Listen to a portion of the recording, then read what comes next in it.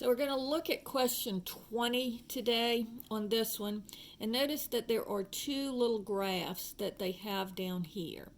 This one is for the cosine of x, and you're going to use the bottom point and the top point, or the top point and the bottom point, to define the graph.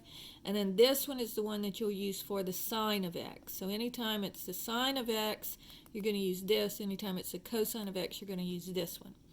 Now, if you recall, when we did the sine of x, and you can look at our first video on the sine of x, and it starts at the midline. And so this one's just the plain old f of x is equal to sine of x.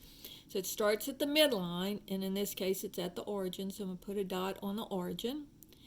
And then if you recall, the first point that we did at the top was at pi over 2. So I'm going to hit pi over 2, and then it draws the line. Now notice it doesn't give us the full view from here to here up. It doesn't go all the way to 2 pi, but you can see that this is going to be the right graph, because see, it hits at 0, then at the top at pi over 2, and then it hits at pi on the midline, and then goes down at 3 pi over 2. It's down at -1, and then you can see it would hit the midline again at 2 pi.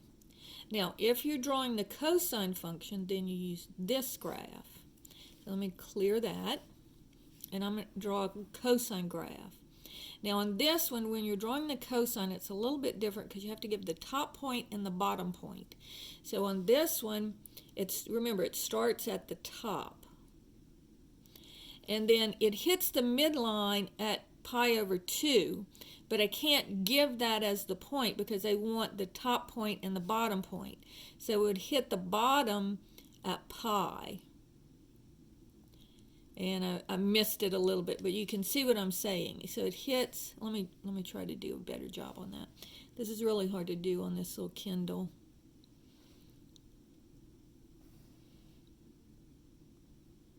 Missed it the other way that time. But anyway, you can see what it's doing. And it would hit, if I got this point right, it would hit right here at pi over 2 on the midline, and then at 3 pi over 2 on the midline as well, if I put it at pi. And so that's how you do that. All right, now if we're looking at the next one, notice that this one shifted down. And again, it's the sine of x, so I would use this function, and instead of starting at the origin, my midline would be down 1. All right, so it would be down 1. It's still an amplitude of 1, so you're going to go up 1 and down 1.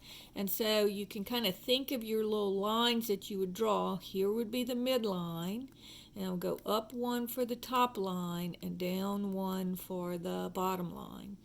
And so the lines aren't drawn for you, but you can kind of visualize it. And again, if you need to do it on paper first, do it on paper first. Yep. And sorry about that. I was just trying to scroll. All right, so this one is, the amplitude is going to be 2. So it's the same thing, but make the amplitude 2. This one, the amplitude is going to be 2. It's still the sine function, so you'll use this. But this one is going to be flipped over, so instead of going up, you're going to go down. And then it's going to be shifted down 2. So my midline is going to start at y equals -2. So it'll start here. This would be my midline. And then I'd go up 2, 1, 2, and down 2, 1, 2.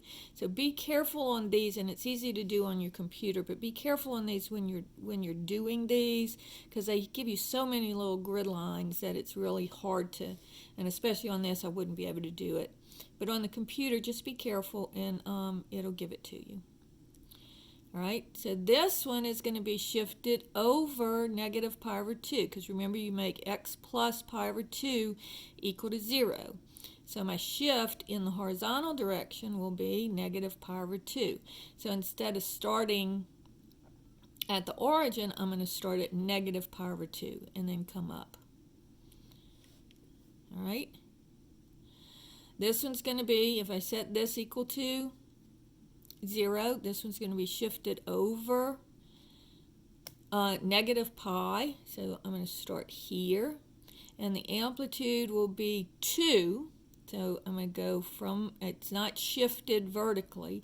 So this will still, my x-axis will still be my midline. I'll go up 2 and down 2. And then remember, this one's flipped over. So instead of starting up, it's going to start going down. And that's all of them.